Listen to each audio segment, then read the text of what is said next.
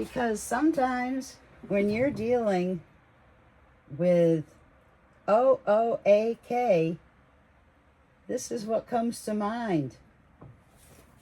Hello, friends.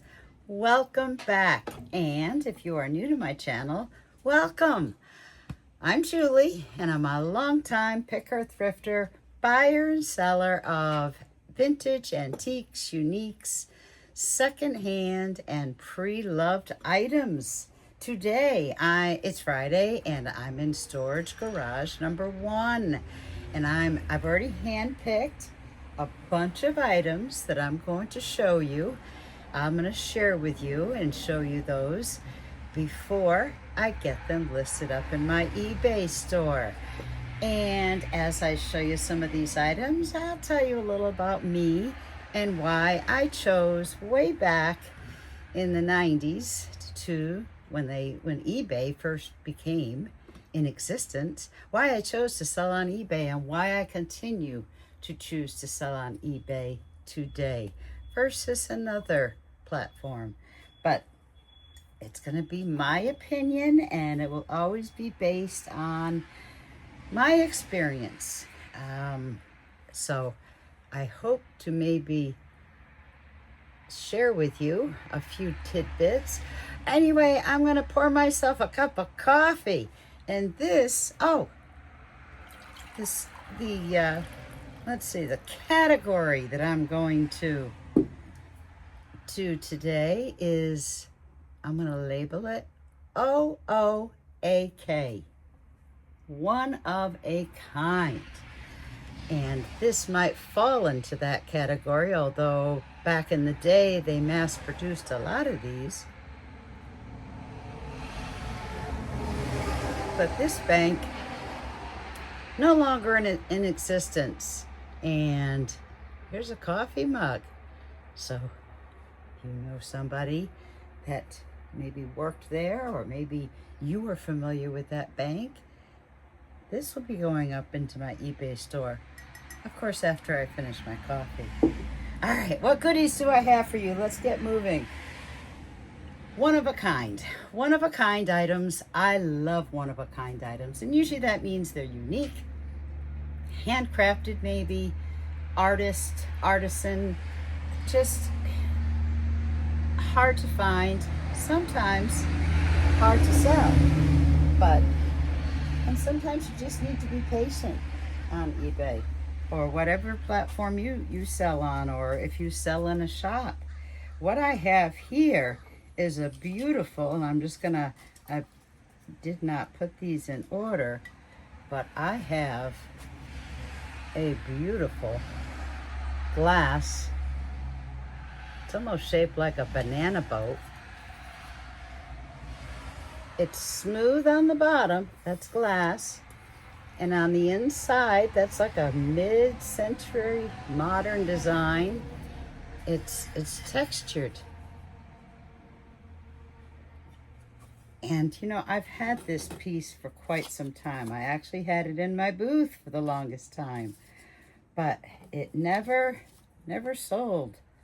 It is a art glass dish, art glass by Maurice Heaton, Heaton. And when I had finally looked this up to identify it, I couldn't find, there were similar, but being an artist, art glass, it was what I would consider one of a kind. So that is something that really opened up my eyes, because when I did have it in my booth, I think I thought at first that it was a light cover. I don't know what I was thinking. You know, something like a sconce, just missing its holder. Well, much to my surprise, when I discovered that it was art, that's when the price changed too. Oh, what else do we have here? I have a signed pottery bowl, and it's I don't know, it's Laura appears to be the first name. I'm not gonna, it's I see an 87.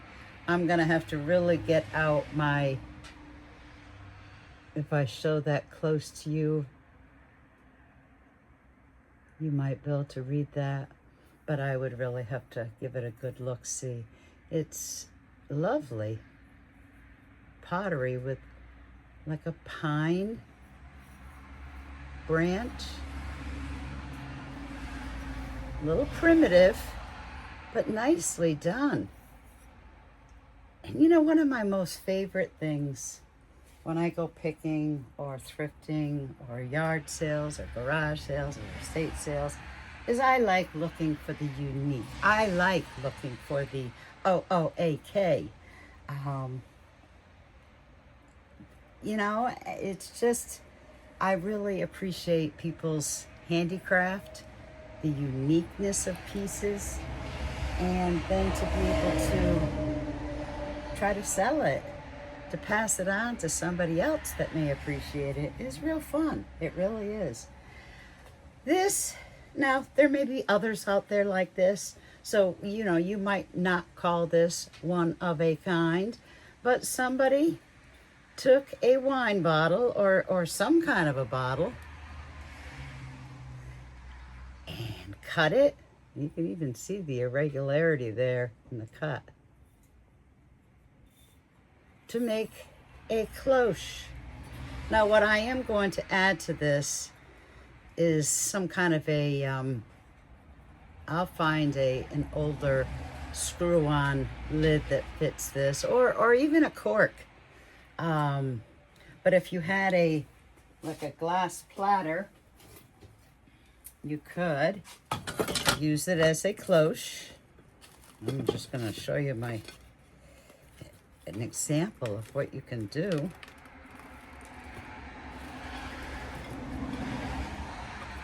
I've got a plate of grapes here. They're not real. And you can put them under the cloche. Now, I'm having a little trouble fitting it all underneath there because that bunch of grapes is pretty bunchy. But that is how it would be used. So somebody, I think that's novel, that they cut a bottle to make it a cloche. Put the grapes away. And then, you know, the only disappointing thing about one-of-a-kinds or artist items is you know that somebody made it, but some people, maybe early in their artist career or hobbyist art, they don't sign their items. Tags don't always stay with things. And so when I find precious little things like this, it's disappointing. It's a little bell, and those are purple flowers. It's like a relief.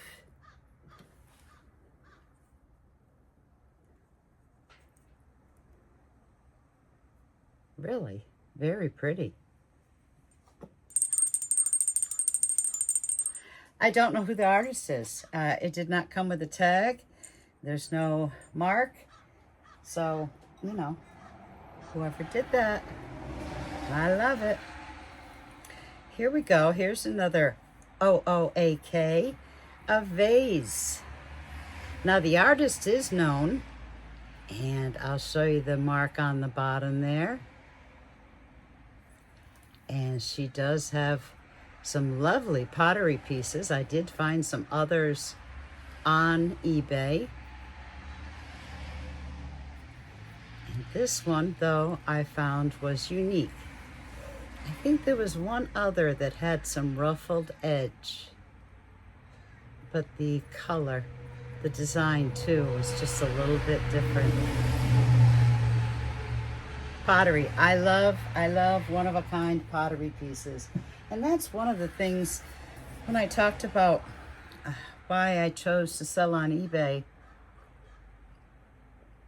When it first became eBay, was I lived actually at the time out of the United States, and I had access to some very unique international items. And I also had problems getting things delivered to me from other countries at the time. I happened upon eBay and I found a place that I could not only buy, but sell items. So began my venture out into a community, you know, going to some tag sales or yard sales or whatever they called them. And that's how it all began. And I, over the years, since the 90s, I have found eBay to be one of the best platforms to be able to sell like OOAK, one-of-a-kind items, or things, if they're not one-of-a-kind, at least unique. They have a very strong search engine, and I think most people who are looking for unique items or are looking for one-of-a-kind items do go to eBay. On the other hand, there is Etsy, and just in all fairness, I did try a stint of Etsy twice in these, almost 30 years of selling online. I'm sorry, but it was disappointing. And the last time I sold anything on Etsy was in 2021, and I said, that's it. I'm never just going to give this a try again. I think it had to do a lot with, they mandate a lot of ways that you can do things. They rate you as a seller in an odd way. Oh, I think I wrote it down, and I could be wrong. So if you're an Etsy seller, correct me. I don't mind being corrected. It's just based, these opinions that I give, or this advice, or just my feelings or opinions, is based on my experience. But a quality score. Etsy has what's called a quality score. And it's challenging for people who are selling one-of-a-kind items or things that are very vintage, unique. In other words, you get something, it's just one-of-a-kind. When you sell that item, it almost works against your quality score because you've got no other item just like that to replace it. It's confusing to me, but the other thing I like about eBay is that you can look up sold items. And I don't know how many times, even when I was selling some on Etsy, to help compare or find a fair price, a good price point, where did I go? I went to eBay. So, that says something. All right, what do we have here? Another unique, probably hobbyist piece. And it's funky. I don't know what was in their thoughts when they made this, or what this was supposed to be. Those little buttons are only on one side. It's a bud vase. But I think it's precious and one of a kind. Now, there are others out there on eBay and Etsy, but this is what's called it's a cake tester broom. Let me show you first.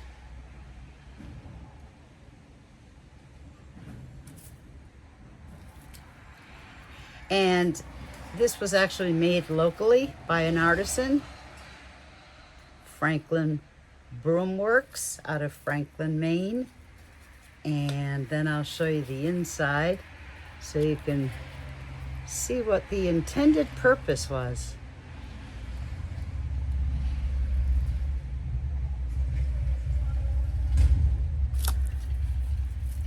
So, may not necessarily be one of a kind, but it's unique, handcrafted, and just a novel idea. I had, when I had gotten a few of these from her, I had taken one home, and over the years, I think the date on this was, 2003. So, mine at home doesn't have very many sticks on it. It looks kind of anorexic because I have used a lot of the sticks. Okay. What is this? What is this? I'm just going to hold that there for a moment while I get the tag, or look, see if I can find the tag that I had. This was in my booth. And of course, you know, it's going to take me forever, isn't it? When I want to. Okay, here it is. There is no known, like I don't know who the maker is on it. I don't see any signature. And if there was a sticker that was on there, it's not there now. But when I kind of Google Lensed it, I do use Google Lens as a starting point.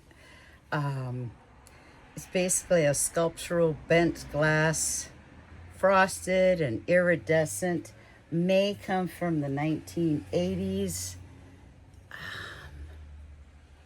And when I had this in my booth, I actually I used it to hold a book. And I'll show you. So that's kind of how I displayed it. I think I had a book on both ends. But tell me in the comments, what would you use this for?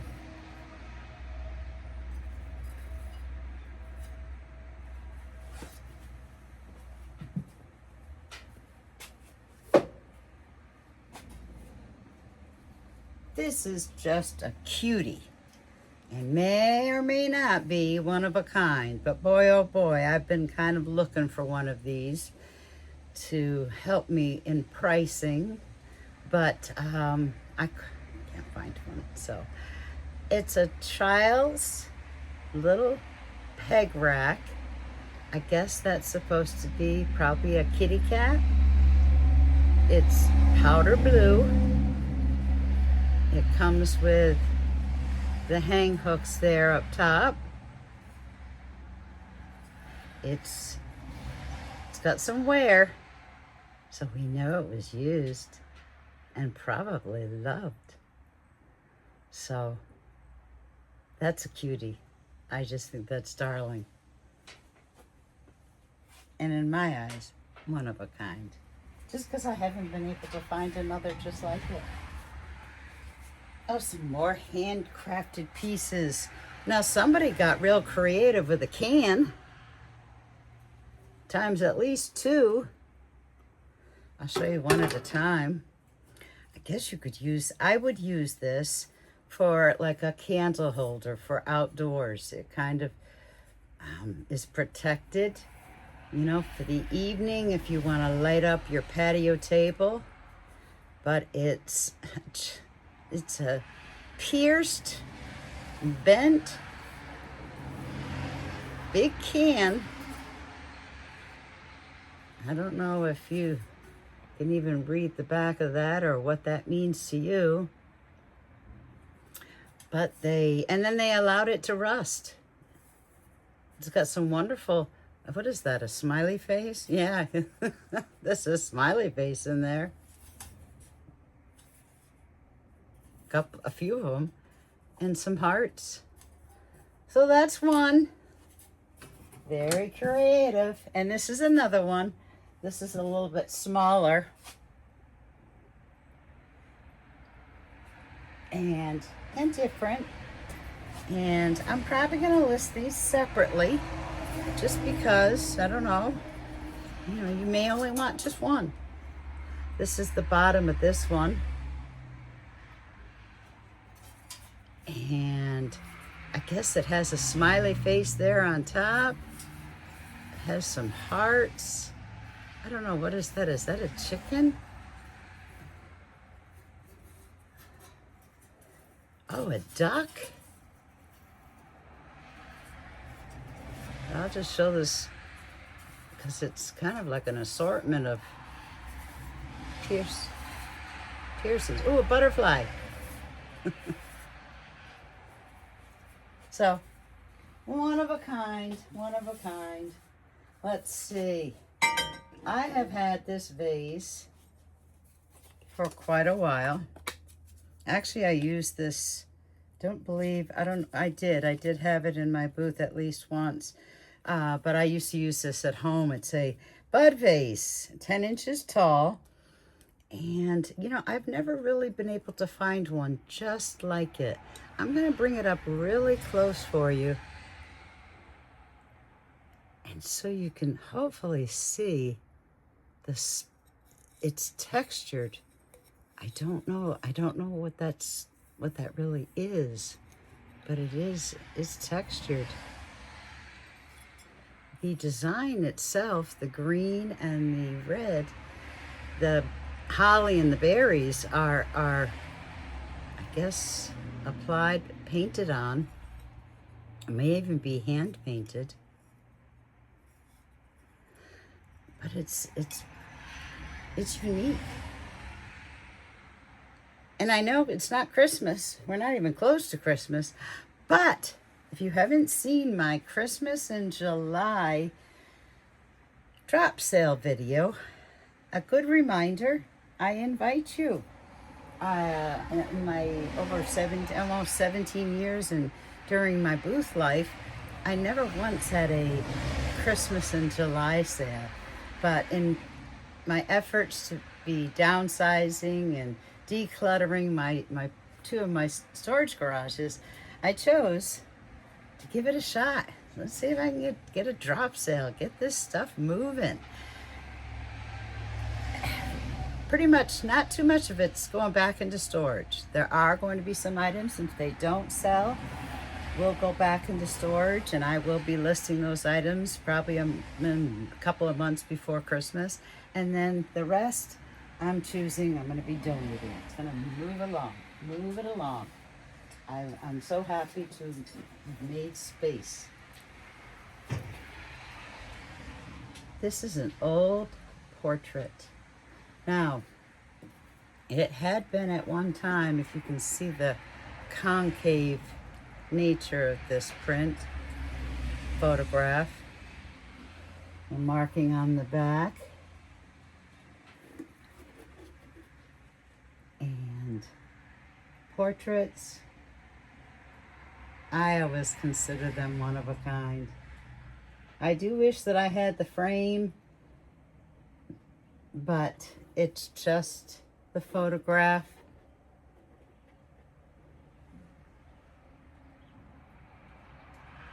Truly darling, truly darling.